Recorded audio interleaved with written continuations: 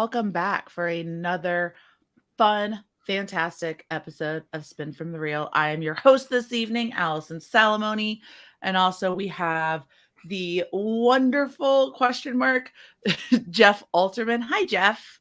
Hello. Hold on, I'm doing that whole tweeting out thing saying, hello, we're The whole live. tweeting thing we should have done before we went live. Perfect. Listen, we just talk too much and then we start late. That's what happened. I mean, look at that. Matt's not even here. He's definitely not right off camera able to speak into the microphone if he spoke to him, right? You Giving us godlike voice. You flying sack of dung.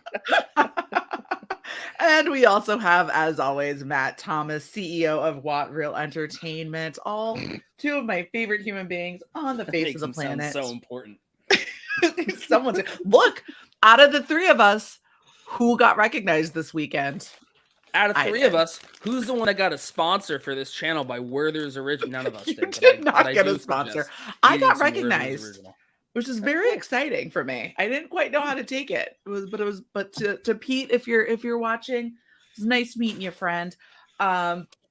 Anyway, lot to talk about, a lot of cool shit going on. Sure. So before we bring in our guests, let's do, of course, a little housekeeping. Matt, what do we got going on with the channel? Not much this week. There will be an episode of Black and Gold, a Cleveland Cavaliers podcast at some point this week. No reviews really this week, shockingly. And I guess the next thing review-wise you'll see is a week from today before this show, and that'll be my review on Light and Magic, the docu-series about ILM. Oh, that's cool. So. Nice. Very cool.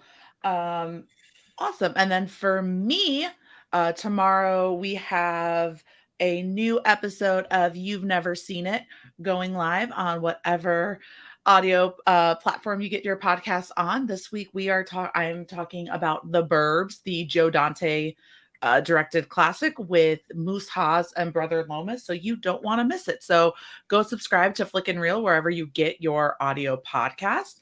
And the YouTube version of it will be dropping Wednesday at 6:30. So make sure you check those out. And now I think we can go ahead and get started. We have... I guess I don't have anything to plug. What do you got, Jeff? What's going on with you? Nothing much. This is now the new gimmick. I think we just forget to tell you. I'm excited to possibly see Triple R for the second time in theaters this Saturday.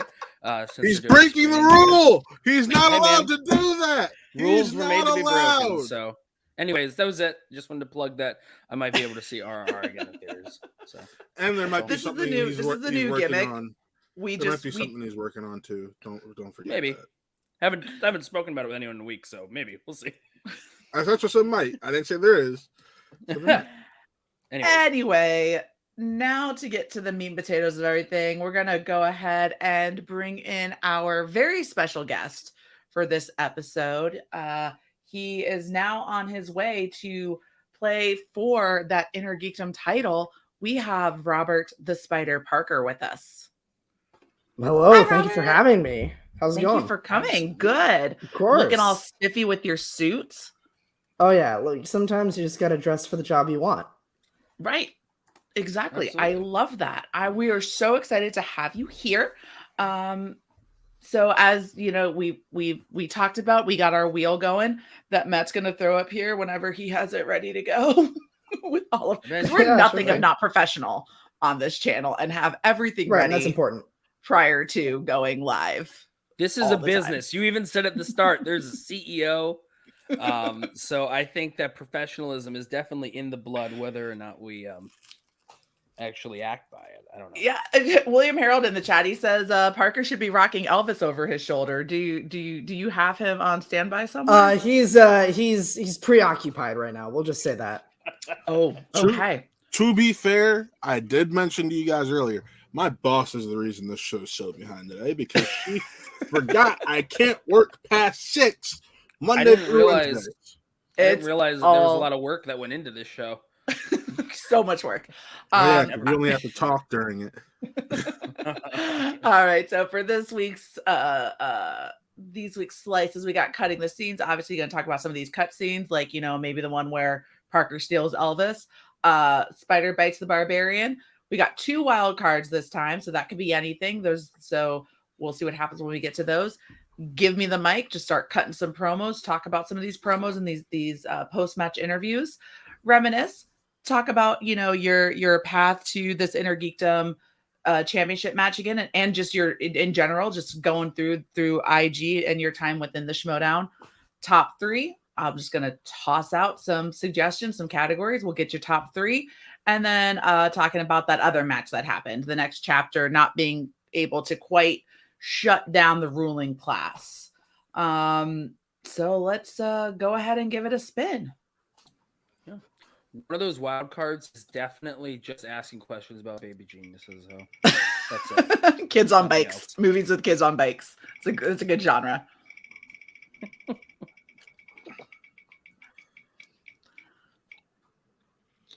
The next chapter can't turn the page on the ruling class just by a hair.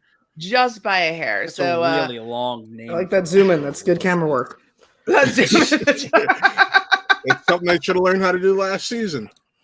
I don't think the titles were that long on the wheels last season.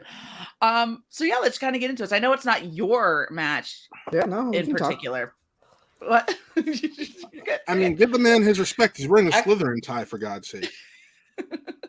It's true. No, we can talk. I'm a massive fan of the Shimodown as a whole, not just my matches in my division. So I'm more than happy to talk about whatever. Look at you, especially if it involves Haas losing. I'm all on the train of Haas losing as many matches as possible. I love to see it. So okay, so yeah, so we had Haas and Rachel against the ruling class.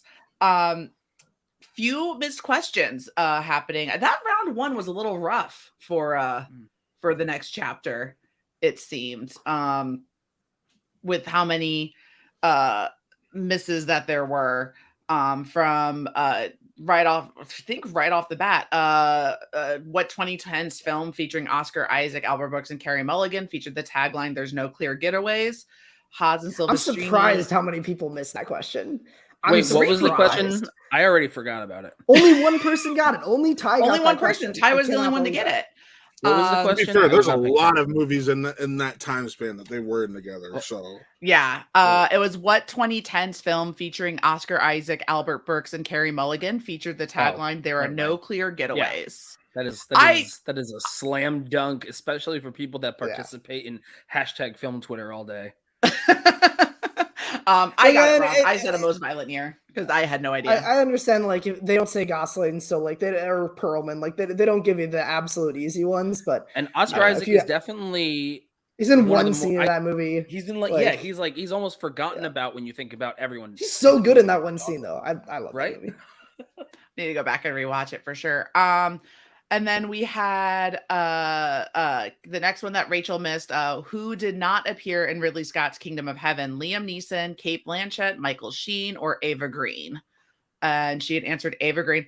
Honestly, I don't fucking know. Never seen that movie. That's why I have a podcast talking about movies I've never seen before, because Sorry, this is why I was distracted. Paulina is Jeff's lovely wife.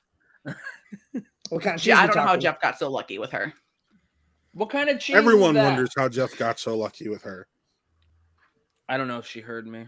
We'll find out. We'll find out. Let me know. I'm a cheese snob, so I'm gonna have to know so I can judge you properly. I love making charcuterie boards. It's like my other pastime that, like, if my actual career didn't work out. Great state of Wisconsin, we are the dairy state. Cheese is the only thing that matters around here. Cheese is true. Are you a blue cheese person? I'm not, but that looks very good. I approve, Jeff. So Parker is smart. Yeah, blue cheese is gross. Not a fan. Not a big fan. The cheese is cut.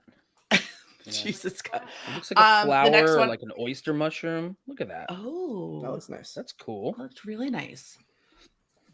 She said anyway, and then Rachel misses another one on Die Hard with a Vengeance. And then both Haas and Rachel miss Extraction. So 6 points left. Shocking that Haas misses that one because it's an IG movie. Is it really? I was surprised that he missed that one. Yeah, it is. That sucks. You had some good one-liners with your match with Haas, by the way. Oh, it was fun. No, it was a grand old time. I loved embarrassing him. I loved making him weep as he walked away. crying with his tail tucked between his legs. It was one of my favorite highlights of the season so far, for sure. Oh man. So we end this first round with the score of 20-14. Ruling class defers to the next chapter, who get 20/10s but spin again, and then they land on Michael Keaton. 2 multiple choices. They answered 3 out of their 5 questions. This was another rough round for the next chapter. The questions category too. There's not that many movies, and a lot of them are older. You got to really have dived. You have to really have dived into the category. I think it's dove into the category. You're making me think it. I'm going dive in. I'm taking dive in. I was not a dove in. I was not there was a reason I majored in math and not English. Same here. Yeah, no, dividends. Dividends. Dividends, right? No. That's a hard slice. They got on their second spin. I mean, these are movies that some of these movies I know, like, so the first question that they missed that they went to multiple choice on was, who plays Jack, a former advertising executive who believes he is Jesus Christ, opposite Keaton in the film The Dream Team? Never heard of that movie. Exactly. Me either. Of course, Jeff has. The answer was Christopher Lloyd, right? No. Or was it Peter Boyle? It was Peter Boyle. Yeah, Boyle. Peter Boyle. That's it. I'm sorry. I'm like picturing it, but I knew it was Peter Boyle there. I only knew what that was because one day I turned on a TV once and I watched 10 minutes of it on like Stars years ago. Other than that, I also have no idea what it is. So, Adam Witt saw it twice opening weekend in the theaters, though. Of course he did. Of course he did. I wouldn't be surprised if that was true. I totally made that up, but I would not be surprised if it's true. I mean, could you tell? We immediately were like, of course. Yeah, so of course it's also. Oh, Lego. Then I don't need to be saying it because we all know I cry at the drop of the hat. The Dream Team is like a weirder version of like One Flew Over the Cuckoo's Nest a bit. It's like if they just kept escaping the asylum, I think. Nope. Yeah, we lost on me. The other question that they missed that they went to multiple choice on was, Michael Keaton appeared in 3 films released in 2014: Birdman, RoboCop, and what other film? Also a pretty hard question. That was an easy question. Nope. I knew Birdman. I did not even know that they did a remake of RoboCop. Okay, I'm not even gonna lie. To me, that was easy because I'm one of the few people who actually enjoys I don't love it, but I enjoy it for how cheesy it is. And the Rami Malek streaking scene is one of the funniest things. Because you are one of the few people that liked it, you're one of the few people that remember it. Now, to me, where I think it's actually a tricky question is because the other movie that flashed in my mind before I remembered it was Need for Speed, because I did both that and RoboCop earlier this year, was The Founder. Because The Founder was one that I believe was dropped a year later, but it limited longer than that. 2 years later. I can tell you it was 2 years later because I had just started dating Benny. It was 3 years later. The Founder was post Spotlight. No, The Founder was 2016. Late 2016. Well, Spotlight was 1 year. So this was 2016, not 2015. Oh, right? Right. Sorry, 14 was yeah. 14 was the question. That's what this was the I'm like, oh yeah. It had its December awards run, so it's listed as 2016, but it went wide January 2017. And with that being so close to that whole list of other movies in that same 2 to 3 year time frame, that's the one to me that would be the easiest one to trip up on. That's all I was trying to say. No, they made a movie about the guy who quote unquote founded McDonald's. Yeah. Oh man. Anyway.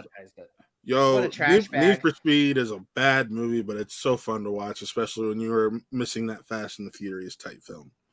Never saw it. Didn't even know it existed. Along with the fact that RoboCop got a remake. No idea. Had no clue. You shouldn't watch that one. I will defend the new RoboCop for my great awesome, dude. Are you ready to die defending on that hill? Good for you. Granted, I waited until I saw it at the dollar store to buy it on Blu-ray, but I still own it. Then we get to moving on to the next team. So ruling class, they spin Middle Earth and they spin away from it. I guess that's not their forte. Well, I'm sure Haas put that on. I'm pretty sure he did. And got Ramus and the Reitmans. They only went to multiple choice once. They got 4 out of 5 of their questions. And the ruling class missed, but the next chapter stole. And it was, which Ivan Reitman directed film features performances from Frank Langella, Arnold Schwarzenegger, and Christopher Meloni? Ruling class said Dave. The answer was Junior, which in my head, I thought Junior or Twins. And I said Twins, and I was wrong. I did the same between Dave and Junior, and I just happened to guess correctly. My other option was the one that they were wrong on. There you go. Look at you. One. But now it's 30-21. So this is they almost got KO'd if they hadn't stolen that last point. To push it into the so round. Yeah, that's pretty. And then of course, third round, Rachel takes the 2-point question in the category of directors. Who directed Russell Crowe in the films American Gangster and 2010's Robin Hood? She very confidently said Tony Scott. It's absolutely got to be one of those big brain fart things. Yeah, it was Ridley Scott. It was the brother. So not the best showing from the next chapter, considering how they did on their first match, but ruling class wins by TKO. Parker, what are your thoughts on the ruling class and Ty Lieberman over there with Whitney Seibold? I think they're really good players. I think Whitney is one of the most underrated players in the entire league. I think when it comes to pure knowledge, like pound for pound, he can hang with anybody pretty much. Pure gameplay, he just may not be quite as locked in as some other people are. But I mean, we drafted him in the dungeon last year for a reason. It just didn't come together with everything being digital and his schedule. Like, we just couldn't get him a match. But I fully believe in his talents as a player, and Ty as well. I think they're a really solid team, and I'm glad they were able to show it off this match for sure. Very impressed with them. And like I said, anytime I can watch Mark Haas lose a match, I'm all for it. Brian here, I remember seeing this as well when Ty posted about that being the end. So that's also, at least pending whatever the final scheduling is for however everything wraps up. This could be the last that we see of either of them or together in general. So, I have absolutely adored Ty Lieberman. He's probably one of my. I came in, with how I came in last year. He and him in his rookie season last year, and I thought he played wonderfully. I love everything he does. I love his class. I love his scarves. I love his wine drinking. I love his snarkiness. I think everything about him, and then teamed up with Whitney has just been absolute perfection. And I'm so glad that they have been coming out on top and doing phenomenal. The Flouse, I could take or leave personally, but the other two I think are absolutely fantastic. Cool. Great conversation, Jeff and Matt. Appreciate it. You can take it out. Great yes ending. Can't wait to see how the rest of this goes. I'm sorry. I'm here. I was like, I'm listening. The thing is, though, the problem was, I know we're having a conversation, but you're talking. I'm like, absolutely. I'm just sitting here screaming. I was like, oh, I'm supposed to engage with this. This is 100% just like what I was presenting at the conference that I was at a couple weeks ago with my brother, who absolute gem of human being that has Down syndrome. So I'm really big within the Down syndrome community. And we were presenting on, safety with social media and keeping in touch with friends and family using all of that stuff to a room full of individuals, young adults with Down syndrome. And my brother and I had practiced over and over again what we were going to do. And when it came time to talk about texting and FaceTime, I'm on the little microphone. I was like, oh, hey, Chess, why don't you text Dad and see if they're free to FaceTime? And Chess very loudly goes, nah, Dad knows. So I had to put my little microphone away. I was like, remember, we practiced this. Just send the text message. And I was like, all right, Chess, you're gonna send that text now, so we can see if we can FaceTime Mom and Dad and see what they're up to. And he then walks to the front of the room that we're in, and he goes, everyone, my dad already knows, so I don't have to text him. And then we walked away. And I was like, this yes and is perfect. Thank you so much. I'm That really was glad fun. that you were able to add to this whole conversation by you were able A to story kinda about keep this myself. going It's great. on your own. You were able to keep this whole thing going by Yeah. continuing to be the one talking, and for that, That's I how we think roll. this is great content. I'm really proud of us. Good job. We are wonderful. Leo Logan in the chat says the way that Flowers complimented Jen in the post interview leads me to believe he was the one who sent her those flowers. World's greatest detective. Nice job, Leo.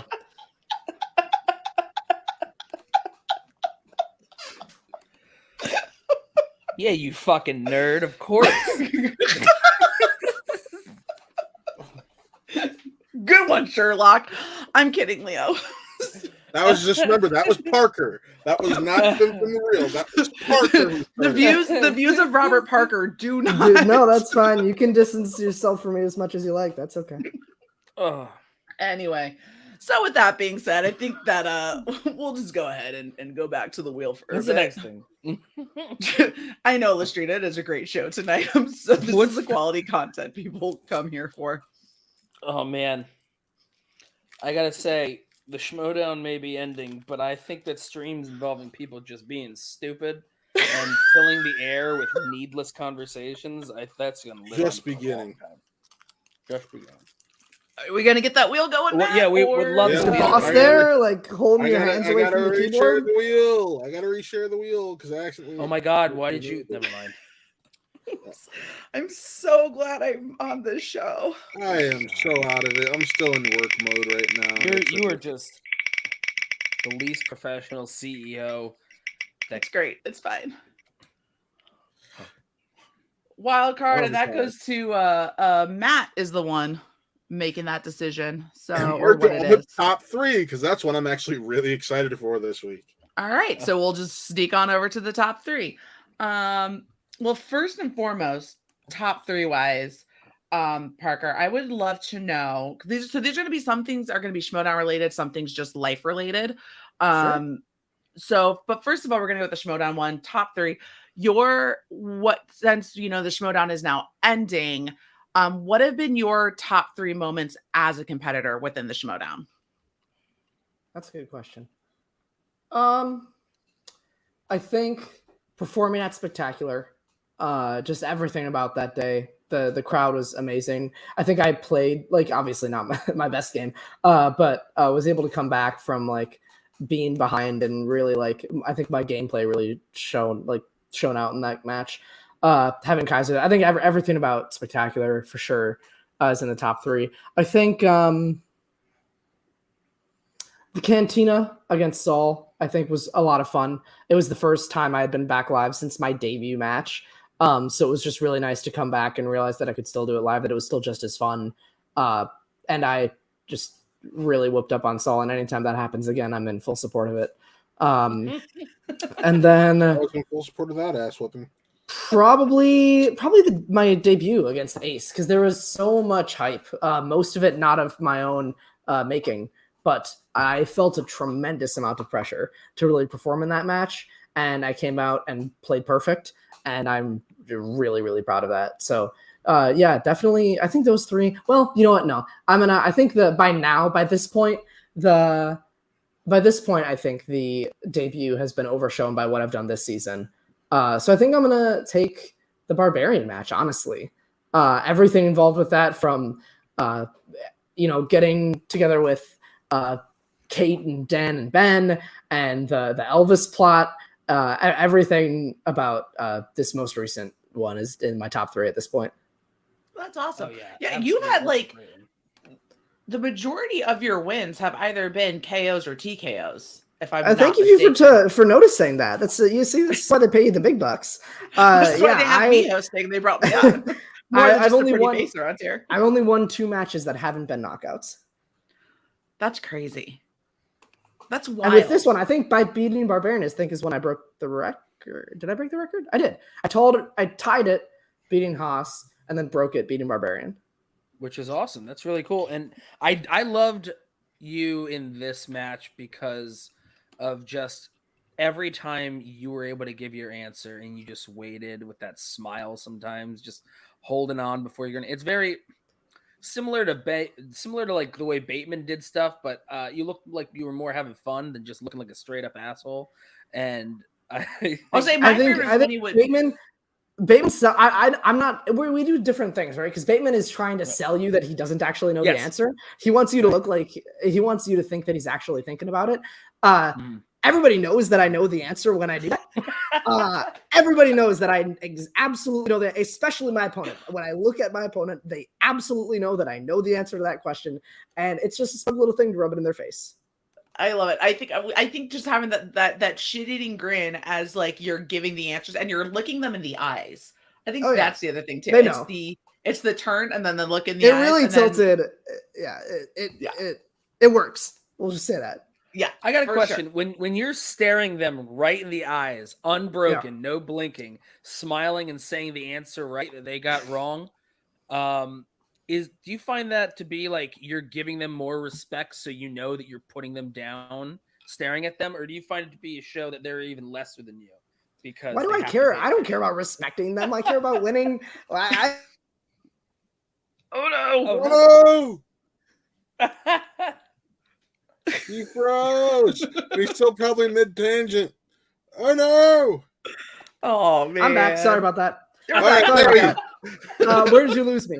I don't care about respect. You don't care about respect. You care about winning. Oh yeah, no. Oh yeah, correct. I don't care about. I don't care about their little tiny baby feelings. And if they think that I'm being disrespectful by looking them in their eyes, good. That means they're not thinking of their next question. They're thinking about the smug little asshole next to them, and that's okay with me. I love it.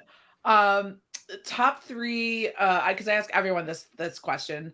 And I always love hearing the answers. Your top three movies that if you're flipping through the channel and they come on, you stop what you're doing and you watch it, no matter where it's at.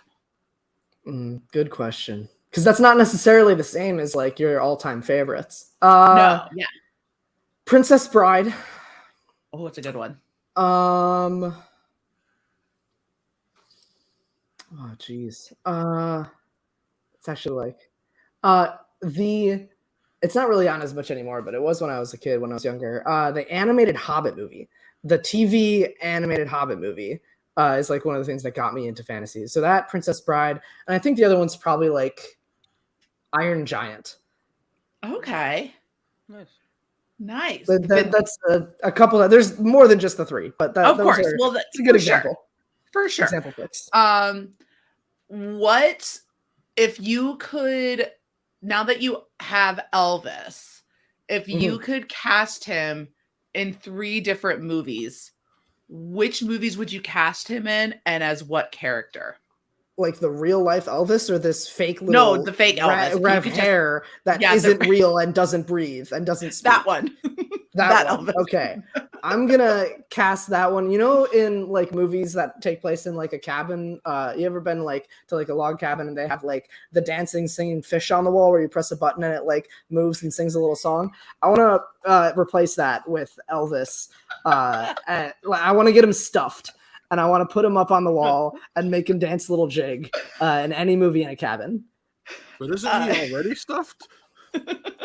Well, he's not taxidermied yet. I want to put little googly eyes on him. The whole 9. So someone was inspired by Everything Everywhere All at Once. God. That's great. I follow you on Letterboxd, and I saw you watch Talladega Nights, and I was like, oh shit, I haven't watched that in a while. So I watched it because of that. Now I'm on this Adam McKay thing because I also just watched Anchorman like right before the show. I also have been on you're in the middle of an Adam McKay thing. So it's I just thought it was funny because like, damn, Talladega Nights is so good. I had never seen it until just this last week. Yeah, it's so good. And like, I'm every time I'm in between matches, I'm on just an absolute binge of normal movies to bring me back to sanity. And I feel like you have to do that every once in a while, as opposed to like so many improvisational comedies now. And right, it's not quite it's not quite 21 Jump Street, which is like the era of like it's only riffing, right? It's still like there's some really funny stuff in that movie. Exactly, yeah. And it's like it's so weird because like as Adam McKay has shown with both of his Anchorman movies and all these other materials, like he could he shoots, and that would include for Talladega Nights too. Just he could shoot enough to have parallel movies with two different plots, and then cut it down, and that's how he makes it. So you know how much riffing there really was there, because like Anchorman has two different cuts with two entirely different plots too. Right. So it's cool though that works so well as like its own movie. But yeah. Allison, do you want me to just ask it, or yeah, because I forgot it. Yeah, I'll ask. No. Okay, cool. I'm only take the thunder away from Jeff. You know what? I'm gonna ask it because I'm actually here. So how about this? I like that attitude. With the Shimodown coming to a close right now, you know, a lot of emotions and whatnot, and a lot of questions have been asked and answered, and they were correct and got a lot of points. But you know, with the 300 odd movies that make up the IG list in different categories, what if the Shimodown were to hypothetically continue, or you know, in the past in general, just what would be your top 3 dream slices you would have? Oh, that's a great question. For IG. For IG, right? No, that's an excellent question. Oh man, give some movie examples too if it helps. Yeah, I want to do one where it's like, so fantasy sci-fi is a massive category right now, and I think we could get even more granular with it. Like I think we could break it down, and if we're like in this completely hypothetical scenario, adding new movies too, I think doing like a 2000s fantasy would be really interesting, because you get like some really good movies like Lord of the Rings and Harry Potter's, and some movies that are not great but have a lot of trivia in them. Things like Aragon would be a great example of one of those. And there's a lot of mileage out of Inkheart.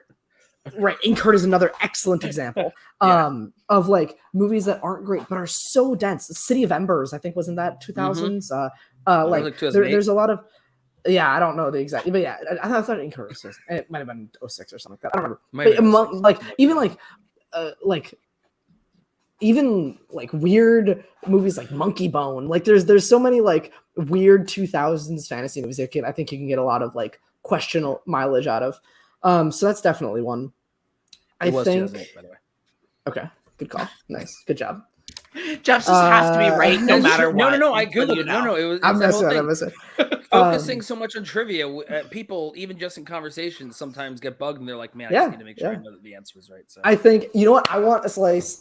This is just such a stupid flex by me. I want a slice of movies starring Michael Papajohn, which is the name of a character actor that this is my litmus test for do you know IG? Like, do you really know IG? Do you know who this person is? He's a feature. Because current IG, we don't have to add any movies. This guy's in about 25 IG movies. In like bit parts, he'll be in one scene here, the background character here. He's the guy who plays the carjacker in the first Spider-Man, the guy who kills Uncle Ben. That guy. Yes, so he's in both. He's in the first 2 Jurassic World movies. He's in all 3 Spider-Man movies. He's in 2 of the new Planet of the Apes movies. He's in the Amazing Spider-Man. He is in all kinds of. He's in a couple Transformers movies. He's in all kinds of stuff, and he is just. I'm just going through his filmography. So many things. Yeah, look through Dark Knight Rises. Yes. Dark Knight Rises. Dark Knight Rises. He's a prison guard. He is just this background character actor. Yep. He's in literally 20 plus IG movies. Terminator Salvation. What the fuck? And Terminator 3. He's 2 different characters in those 2 movies. William Harold wants to challenge you, by the way, on Michael. I meant in the continuity of the first movie, having not seen taking out the third one, right? So he's in so much stuff. He's in the Hulk. So he's in the 2003 Hulk. Yeah, that's right. The Hulk. Yep. Is the 2003 Hulk not the one with? It's Eric Bana one. Okay, not the other guy one. Edward Norton. That's his name. He's in Spawn. Stuff. He's a hobo in Spawn. Yeah, he's in so many edgy movies. And Predator 2. Jesus Christ, I'm gonna stop. He is in Predator 2 as well. Yeah, he's. I want that Michael Papajohn slice, and then the third one. Awesome. I want that to be a wild card slice so bad. They'll never do it because he's such a weird actor who is literally in one scene of every single one of these movies that we've just mentioned. He's in one scene, maybe even one shot. He is just in so many of them. That guy's agent gets paid. Good for him. Another one. Take what you can get, man. I think not maybe another one that I would very much enjoy, but I think like probably makes sense would be like actually, you know what? In my strange world, I'm gonna say like YA adaptations, but only certain ones, not like anyone that you can think of, but like back to the Aragon and Inkhearts and no, I was thinking even like Hunger Games, Maze Runner, So like dystopian YA. Sure, yeah. So Parker, I'll tell you this because I was Twilight. Fuck it, I don't care. I was Are you team Jacob or team Team the other guy? Team Edward. Edward. Definitely Edward. Really? Am I the only team? Okay. Yes. So Fine. before everything got All right, Bella Loca. tossed away, Well, you bet. PLD had for the FCL had added those like Hunger Games, the Divergent franchise, all like that's all another great one. Yeah. All the stuff you were just talking about, PLD was like, hey, Yeah. so if we get to do FCL this year, you're gonna have to write questions about these. And I was like, yeah, okay. And not all those movies are bad. Most of them are bad, but not all of them are bad. Not every single one of them. Most of them are pretty bad. The first Very 1.5 excited for Wes Ball to do the next Apes film based on the work he did with like the Maze Runner movies. At least, the Maze Runner 1 is all right. Maze Runner 2 is all right. Maze Runner 3 is good. Hunger Games 1 and 2 are both all right. Like, I don't know that, but I definitely think that Michael Papajohn is like my ultimate dream is to have like a Michael Papajohn like 15 question exhibition match. That's awesome. So this question specifically was devised because I've been tweeting at PJ the last few days, and all I do is suggest to him the most random new wheel slices he should add. And I was just trying to figure out the next recommendation to send to him. I'm asking Michael Papajohn movies for sure. Tweet it right now. I've asked like Send it to the internet. movies. I watched The Bear today, so I said like, what about movies featuring shameless actors? Just random things like that never would actually make it through. Hopefully That's a great. How about movies with fake bears? So you could go everywhere from like animated bears with like Paddington and Brother Bear, all the way to like Brigsby Bear, or like and everything in between. Hey, don't forget the Revenant. A kid in a bear costume. Love like, it. Yeah, A kid in a bear costume. I don't know. Maybe would Midsommar would under fake Yes. bear count? I mean, would you count Kevin James and I now pronounce you Chuck and Larry as a fake bear? Oh, Tough luck for my guy Kevin James. All right, moving on. Another top three, again, kind of Shimodown related, but I would love to know your top three past or current competitors other than yourself. That's so tough. Well, definitely myself is first. Like in IG specifically, or just like in general? It could be any of them. Okay, well, in that trying to get case, him in trouble, Allison. That's what you're telling me. You're trying to get him in trouble because he knows all these people. In general, you definitely got to go Dan number one. I think, man, it's hard because you also have to like split up like achievements versus knowledge. That's a big difference, and like even on top of that, like Mount Rushmore is even like a different conversation than that. It's so tough to like have anything specific to say. I don't know. I think I would probably just say like Dan. I'm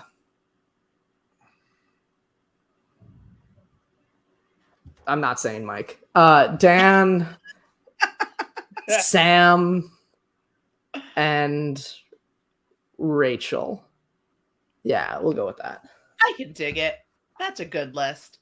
Okay, I'm now going to make you give me your top three rankings, your 1, 2, and 3 of the Middle Earth movies.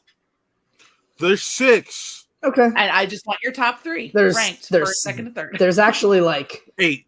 8 or 9 if you include. There's 9 if you include Return of the King and Hobbit, which were both TV animated movies.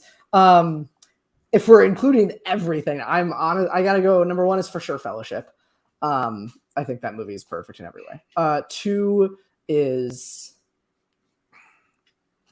the animated Hobbit. And 3 is Return of the King. If I can't include the animated Hobbit, then it's Fellowship, Return, Towers. Okay. You have the reverse order of most people. Are we talking extended cuts? Or... Oh yeah, there's no other way. Cool. 12 hours. Allison is the one person who thinks the extended cuts are horrible. No, those are not my words. I have Bullshit. never This is said the internet. It's either love or hate. You're not allowed to have any Right. I We don't don't have- have. Look, we're not here to do nuance. All right. You said you don't like the extended cuts. I said that they were. Did you mute yourself? Did you mute her? Matt muted me like a fucking dick. I said that they were very long and I got very confused because everyone's name sounds the same. And it took me 2 hours in the two towers to realize where the second tower was. And that's where, and They I get describe like, that in like the first 10 minutes 10 of that minutes. movie. Right. It's right away. They're like the twin tower also or the had two COVID towers when I of was watching Orthanc and them. Isengard. They say it right away. I also, I had COVID while I was watching them. So my brain wasn't Okay. quite there. That's fair. But I'm also of the person where, like, if there's something that I missed and I still can't figure it out, that's all I'm going to think about in my noggin until I realize what's happening. And then I'll get there. Now, again, like I continue to say every single time, I think they are beautifully made films. I think the scores are absolutely wonderful. She I just doesn't think- like them. What? I just, She do- it was long. That's all I'm saying. I feel like that is a fair assessment. I don't think diving into the extended editions right away is like the best way to introduce somebody to it. And I went like deep. Like I did 1, 2, 3, like back to back because I Yeah, had that's a COVID and lot. nothing else to do. That's a lot. See, you're always supposed to watch the original cuts before the extended. Parker's got my back. Appreciate so it. I how mean, about this? not in the sense where you don't like the extended edition. I would not go that far Yeah. as to say I I have your don't back. dislike them But- though. Yes, I you wanna, do. like, You make that even said clear. it. I don't Jeb. dislike. It's So- just I can think something is nice. It's okay. and You don't think have to defend yourself You on get this it. podcast. You- It's okay. yeah, you don't need to defend yourself. It's all right. Anyway, let's get one more spin in before. I haven't watched Lord of the Rings in over 10 years, maybe, and I own the extended editions on Blu-ray, and I've still never watched the extended editions. I've only ever seen the theatricals. Should.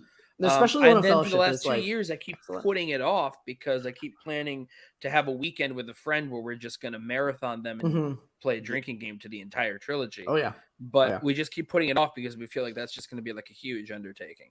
I did It love. will I be. do love the Fellowship But extended version. the end of That's this summer now, we're going to amazing. have friends over, and apparently, like, one of their plans is to make Paulina watch Lord of the Rings extended trilogy because she's never seen Lord of the Rings before. So that might be the time that I'll finally see it. I might have to Go come for to it. Philly. No, Anyway. sorry, we're all full up. Can we get one more quick Well, spin in? before we do, we got 3 Streamlabs, all from the great John Lestrina. I love that's Lestrina. cute. First one. Yeah. Every day for the last 3 weeks, you've been coming in here and you've been asking me how the tuna is.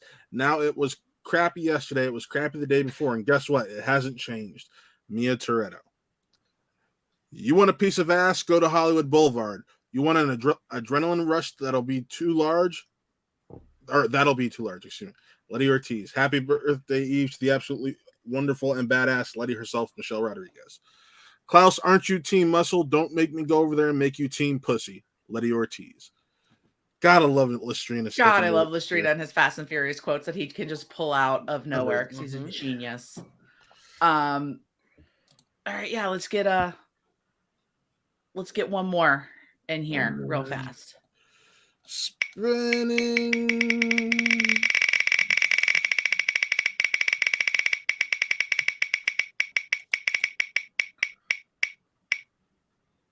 Cool. Reminisce.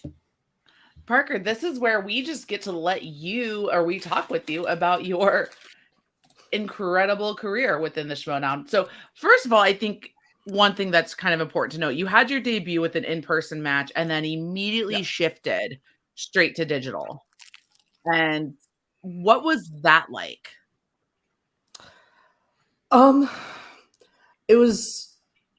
It wasn't as hard as for me as I think it may have been for many people, because I had been competing in other online leagues for like 3-4 years by that point.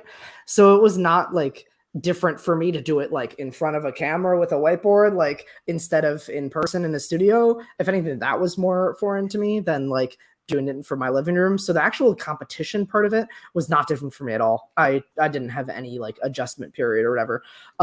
For me, what was a little bit harder is like I had just gross. Like... I'm gonna go vomit. Nasty. Go throw your computer out the window. Go ahead. You use a Mac anyways. What do you need it for? Oh no. I have a Mac. Well, Macs are trash. Oh no. Yes! Yes! Anyways, the harder thing for me was to like, I had just met all these people and just become very close with a lot of them, and to see them in person like maybe twice, and then immediately go to like Zoom calls was a little tough socially. Kill any younglings today? Not gonna say that. No, say it. Go ahead. You can know I will not be saying that. I'll put it in the chat later. No, I haven't. Please do. I got it. He can act all as self-righteous as he wants. At the end of the day, he knows he's just talking smack because he's scared. So let him be scared. And at this point, we all know Parker kills younglings, not younglings. Damn right. Hey. I've never been a huge fan of Yingling. Neither I live in Pennsylvania. Yeah.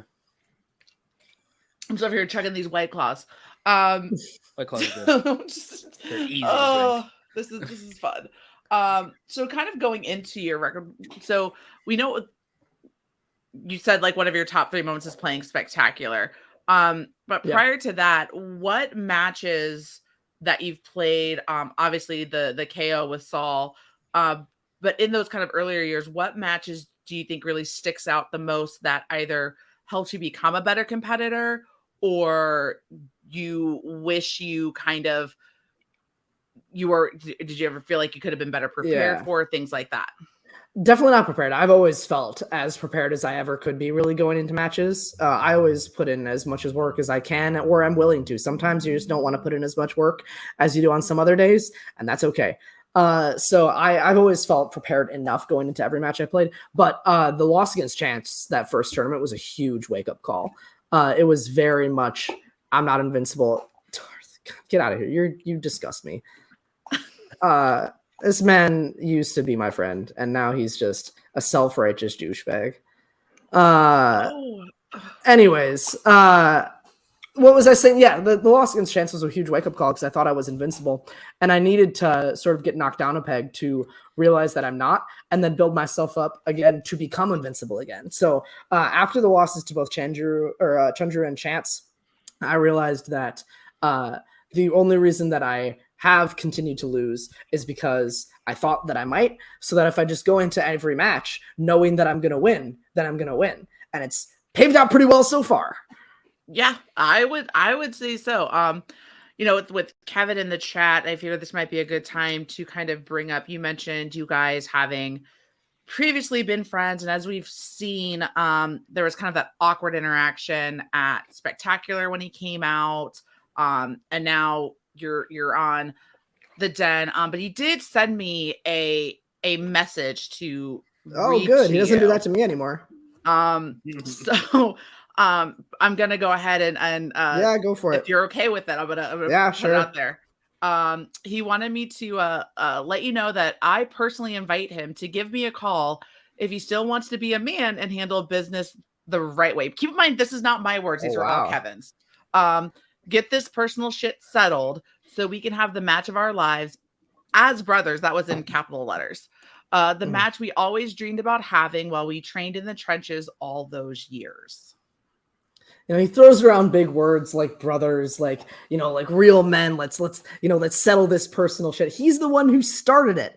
Him and Kaiser both, for the last few years, they're the ones who have been manipulating my career and letting me believe myself to be good enough, yet always holding me back when I get to those biggest moments. On that stage at Spectacular, there's no way, I know for a fact, Kaiser did not want me to win that match. He knew that if I won that match, then Smets would not be champion right now when he came back. I know that for a fact. So these two have been holding back. They're talking brothers. They're talking, give me a shout. Well, I didn't get a heads up at all when I was about to be dropped from the dungeon. So look, I'm beyond that at this point. I have no desire ever to speak to this man as a friend again, let alone a brother. And the same goes for Kaiser. I think that's settled. I don't know if Smets is still hanging around. I think he might have left already, but he'll probably catch us on the replay. So he did say goodbye. He did say goodbye. But so I just wanted to put that out there. So this has been really fun being in the middle of watching you guys kind of going at it today with prior to coming on. So now kind of talking more about some of these. Kaiser doesn't know how to use iMessage. Kaiser doesn't know anything. Kaiser can barely drive. That's probably accurate. That is probably the most accurate thing that's been said. Like, that's not even like that's true. I remember when we were supposed to meet up with him, and then it turned out that we had to drive an hour to him because he couldn't drive an hour to us. So that might support your theory. Well, sounds about right. He's a selfish guy. What can I say? It's true. Kind of speaking about Spectacular, not to like rub salt in the wound, but let's talk about it. When Smets did come back and you guys were on the stage, or just in general when he came back, what was going through your head at that time? At the time, I was so happy for him. At the time, I thought that he was my friend. I thought that he cared about me. I've realized since then that that's not true. After looking at it, thinking about it critically, listening to Kate and hearing what she had to say, and Dan and Ben, and, just thinking about it more, I obviously know now that that's not the case. But, at the time I was so happy. I was really happy for my friend who had gone through something tragic and terrible and had persevered through and had gotten back to this huge standing ovation, this amazing moment for him. I was so happy for him at the time. And then I realized that he never cared about me, and that, I was really put off when he just sort of like ran past me. That like on stage, I don't even know what happened. He just didn't care. He was in the spotlight once again, and he didn't want to share with anybody. He didn't care. All he wanted to do was soak in that spotlight, soak in that attention. Because that's all he cares about is what other people think of him. He doesn't give a damn about his friends or about the people close to him. All he cares about is himself. So, at the time I was so excited for my friend, and, since then I've become very resentful of that moment and how he decided to handle it. I can understand that. That makes some good points. Because there's a lot of there. I think one of the things that you've said was either in a post match or in one of your the cut scenes where there was a lot of talk when you came into the league of being the next Kevin Smets, but now what you are, I feel like you kind of said like, no, you're not the next Kevin Smets. You're the first Robert Parker.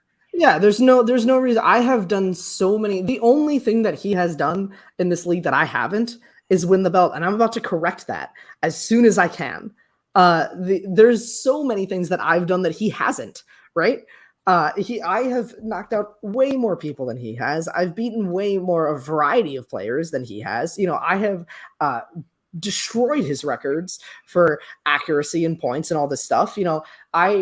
I've completely outclassed him in the game. So people constantly comparing, what I can accomplish, what I have accomplished, and what I will accomplish to his legacy is lunacy. There's no reason that people need to say his name when talking about me. Yeah, I agree. Okay. Yeah. Spitting hot fire as we go. I'm gonna get a message later. I'm sorry. I'm gonna get like yelled at. This is fine.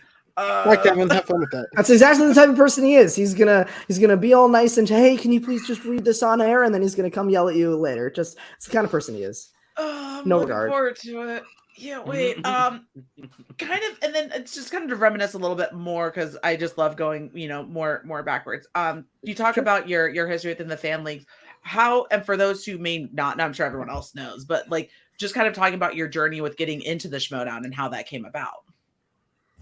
I had played in other online leagues for a long time. I got involved, because I was a fan of the Shimodown, and the other online leagues have evolved a lot since then. Since I was even involved, they've just changed a lot. I think, in a lot of ways for the better. They're just a lot different now.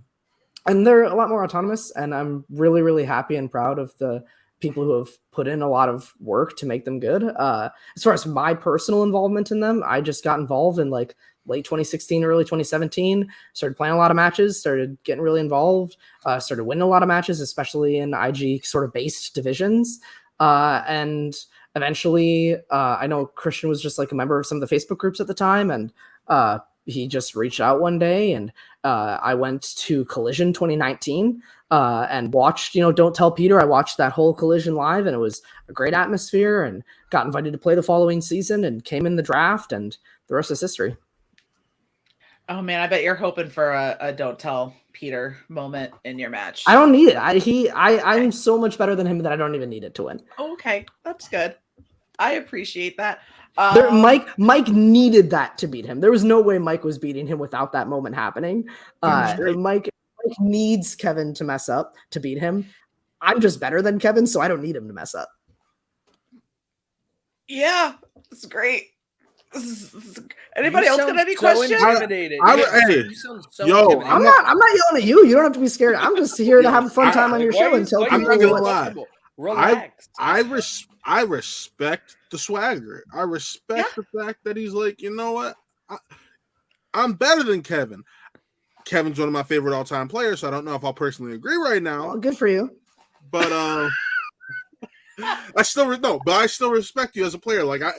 It's just like, all right.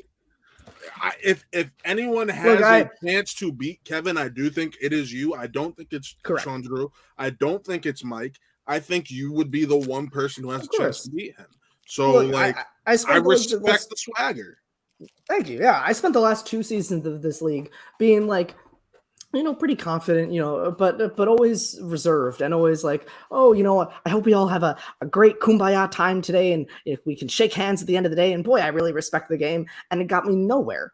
It got me absolutely nowhere because that just let me be taken advantage of by people like Kaiser, by people like Kevin. And I'm done being taken advantage of. It's my time. Yeah.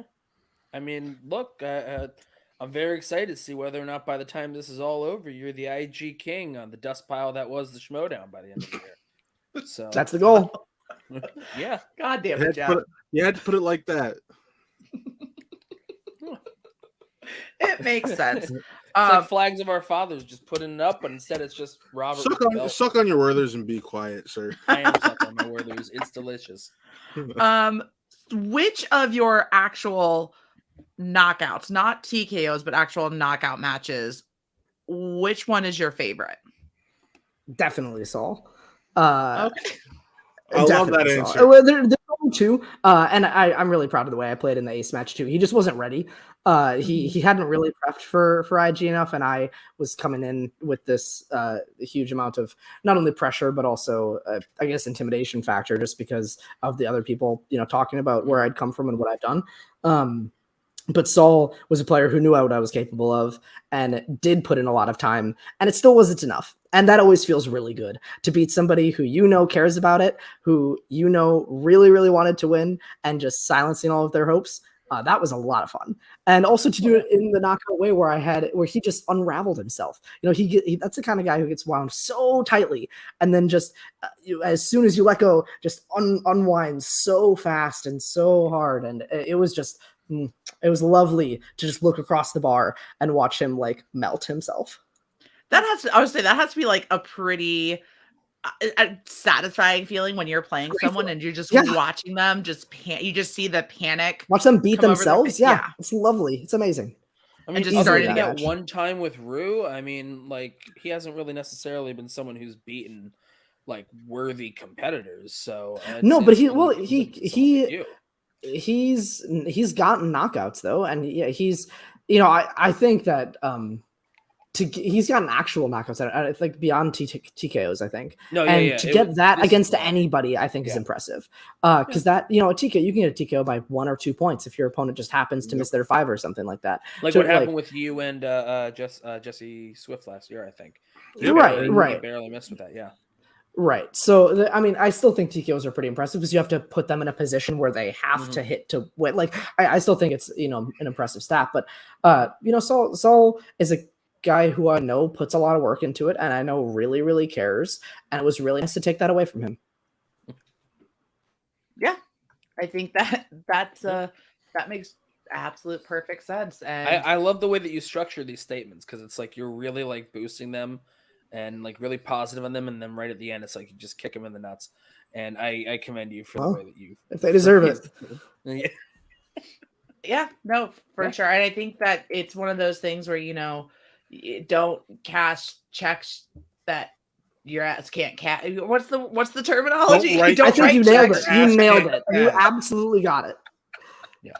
Don't write really checks good. that your I'm ass so can't good cash. at this hosting thing. She's fired. Anyways, no, let's put you back on. There you go.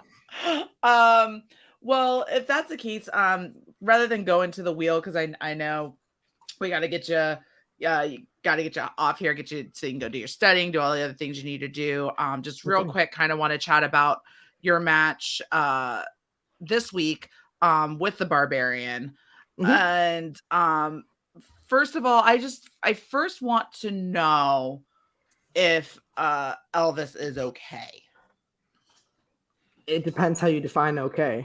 Okay. He is as much as a non-sentient beast thing, smelly shawl can be. I would say, yeah, he's fine.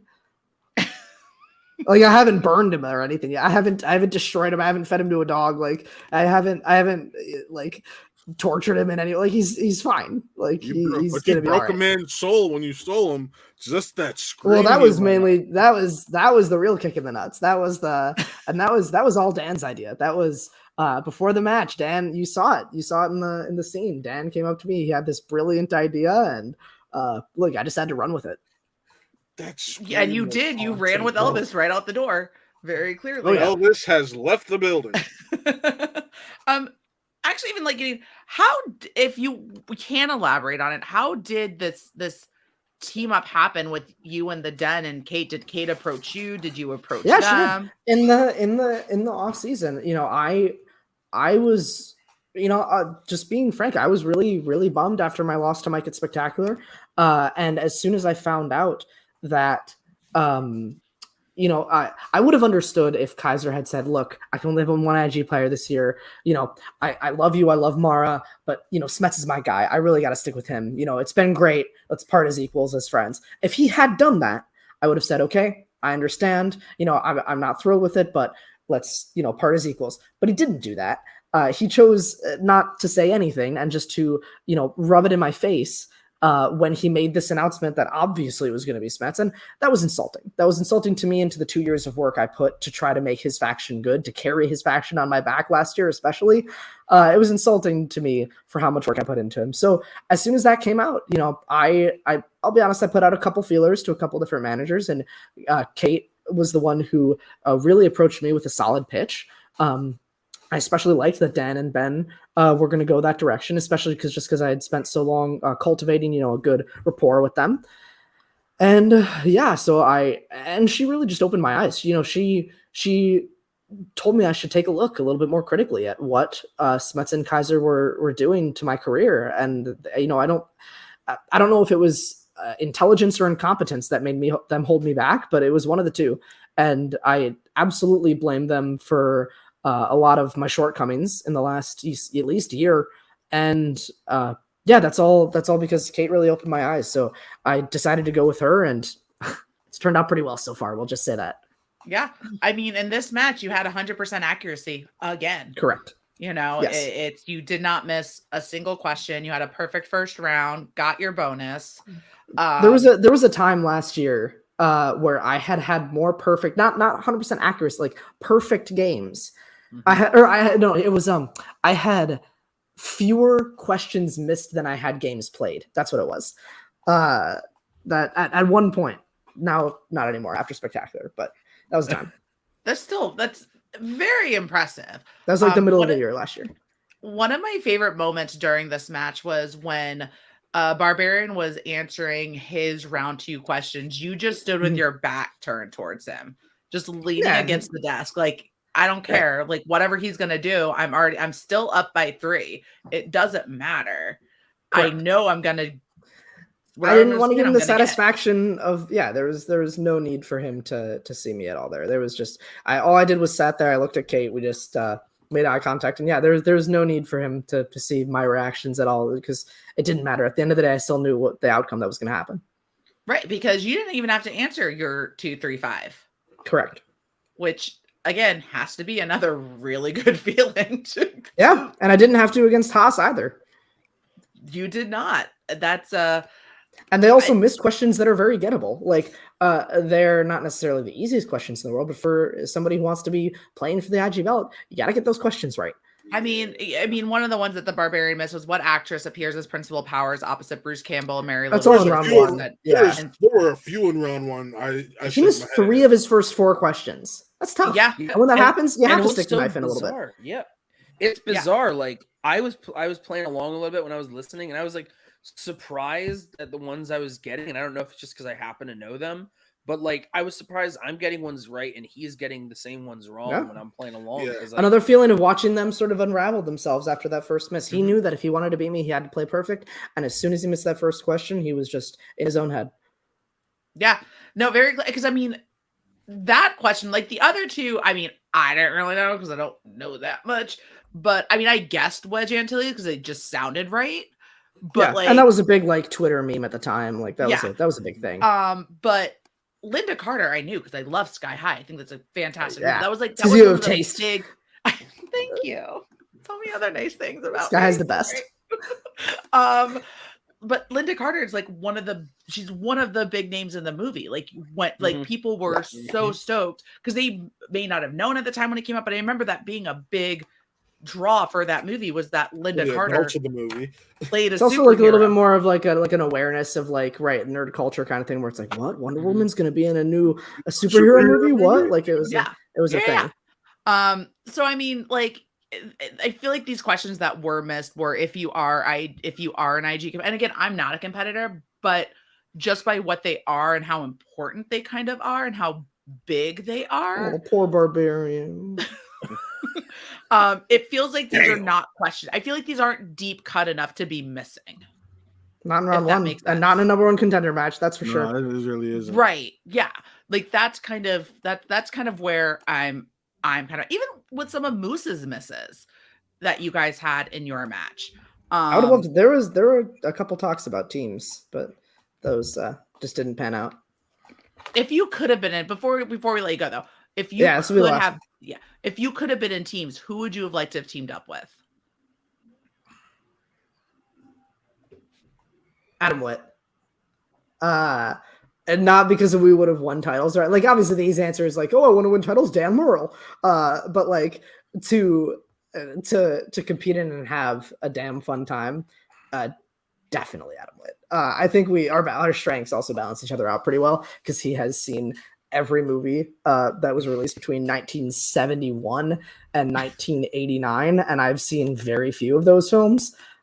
So and also just for the bits, he's one of the funniest people I've ever met. He's hilarious. And I bet you if you had teamed up, you might have helped him get his very first win. Yes. there way back when there was talks about it. Good. Good. Well, Parker, before we let you go, if there's any last words you have for Kevin or just anything in general you want to say. I've said what I need to say to Kevin. There's nothing more that can be said. It's just hold that belt tight. I'm coming for it. I have no desire to let you get a defense. I know he wants it so bad, but I'm not going to let that happen. Other than that, thank you for having me on, and I hope you all tune in. I know that obviously the Shimodown's ending, but a lot of people have put a lot of work in to make these last episodes really, really good. So I hope you stick around. Sounds good. Thank you so much, Parker. Thanks for having me. Bye. Thanks. I need that joke in the private chat. Okay, we'll see. Bye. All right, bye. All right. Well, that was fun. Anyway, oh man, I can't wait to see what Kevin Smith has to say about all of this. Yeah. It's real fun to be in the middle of because I'm sending the messages. So you're welcome, both of you. Oh, look at you, boo-hoo. You're a middleman between two championship contenders. All right, let's wrap it up. Wow. Let's I'm wrap just a it up. fucking baby. do we want to do one more spin before we get out of here? Or we Matt's like, nah, I'm all done. All right, well, if that's the case, Jeff, where can people find you? Here, I do this as long Until as October this is 8th. still a thing. October 1st, actually, there was a tweet that went out during this call, during this show, and Spectacular is now on October 1st. Okay. At 3 p.m. Eastern, 12 Pacific. So they just wanted to let people know, blah, blah, blah. Also, where else can you find me? You could find me here. You could find me there. My pop-up places, or maybe I won't do anything. I might have something cooking. I might not. We'll see what goes on. Anyways, Allison, what is going on with you? Oh, you can find me obviously here. You can find me over on Flick and Reel, where I host my own audio podcast that we talked about in the beginning called You've Never Seen It.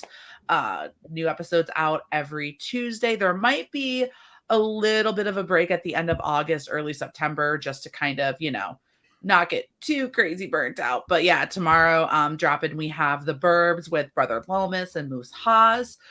Really fun conversation. I got another few great episodes coming down the pike that I'm really excited about. So go subscribe to Flick and Reel wherever you get your audio podcast. You can find me on Twitter at Allison Salamoni.